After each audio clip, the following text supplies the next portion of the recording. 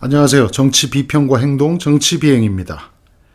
결국 더불어민주당 김병주 의원의 사건 발생 최초의 지적이 사실로 드러나자 대통령실은 어디서 정보를 얻었느냐는 한심한 트집이나 잡고 있습니다. 이따 답변하세요. 이따 종합적으로 답변하세요. 시간을. 두 번째, 통합방위체계가 지난번에 강릉에서 현무 투사하고 났을 때도 문제가 됐는데 이번에도 대자부를 보듯이 똑같이 그런 문제를 발생하고 있어요. 군은 도대체 뭐 하는 거예요? 세 번째, 위기관리 면에서 빵점이에요. NSC를 열어야죠. 특히 우리가 대응한다고 북한에 우리 무인기를 넣었으면은 최소한 2, 3일은 관찰해 봐야 되는 거죠.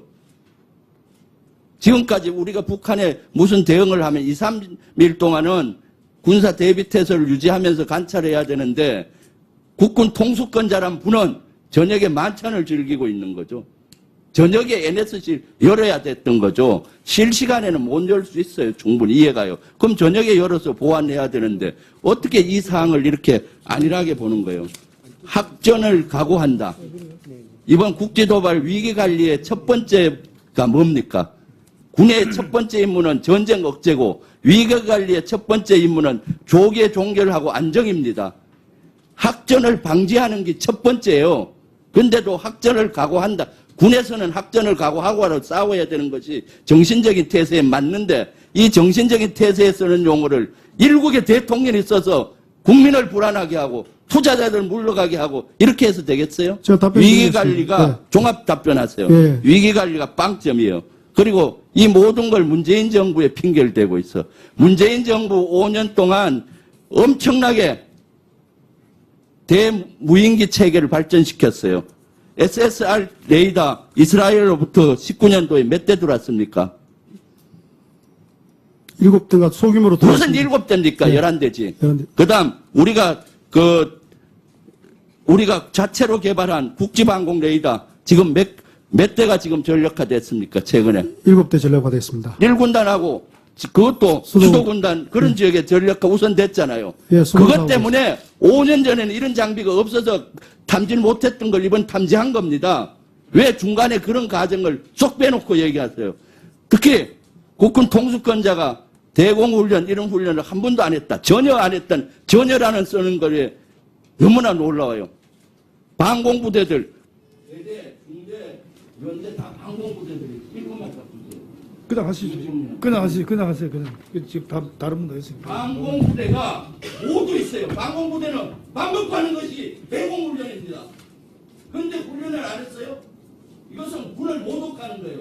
장관님은 합참주도 훈련 안 했다고? 장관과 합참의장이 된 지 6개월 됐는데 훈련을 안 했다면 두 사람은 직무유기입니다. 무인기에 대한 대공훈련은 군에서 영업이기가 ABC인데 이걸 안 했단 말이에요. 6개월 동안? 이것이 말이라고 합니까?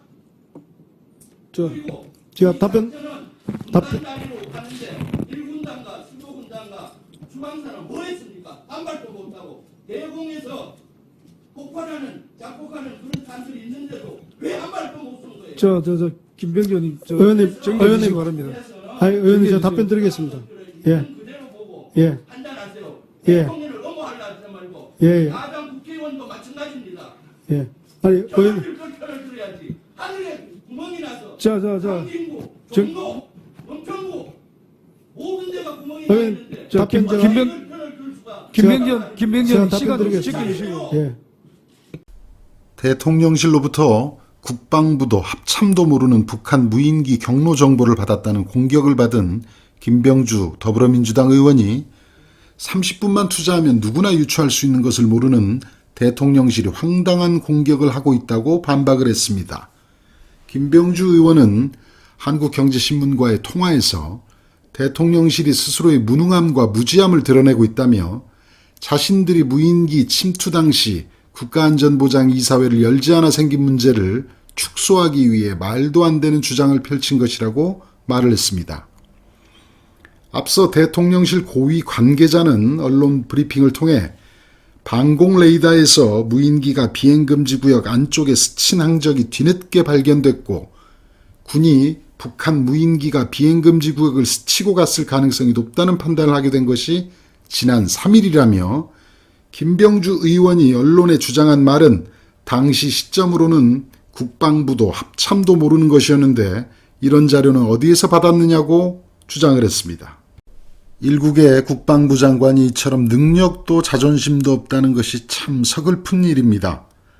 대통령의 눈치나 보며 핑계와 변명으로 일관하고 여당 국회의원은 이적 행위 운운하며 본질을 흐리고 대통령은 책임 회피와 문재인 정부 탓만 하고 있으니 정말 제대로 된 나라는 아닌 것 같습니다. 가수 윤종신이 고 노무현 전 대통령에 대한 그리움을 담은 노래를 공개했습니다. 윤종신은 지난 30일 매달 발표하는 싱글 프로젝트인 월간 윤종신에서 마음에 산다라는 곡을 발매를 했습니다.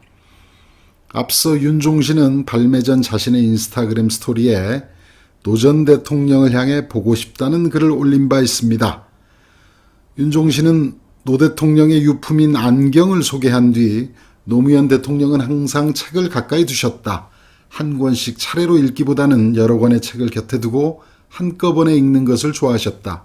돋보기를 써야 하는 나이가 되어서도 안경을 항상 옆에 두고 변함없이 책을 읽으셨다라고 적었습니다. 윤종신은 자신이 부른 노래에 대해 감정을 모두 풀어놓고자 했다. 곁에 없지만 여전히 함께 살고 싶은 사람을 떠올려 보면서라고 설명을 했습니다. 이런 윤종신에 대해서 이런저런 얘기들을 하던데요. 음악을 그냥 음악으로 들어줬으면 좋겠습니다. 정치비행이었습니다.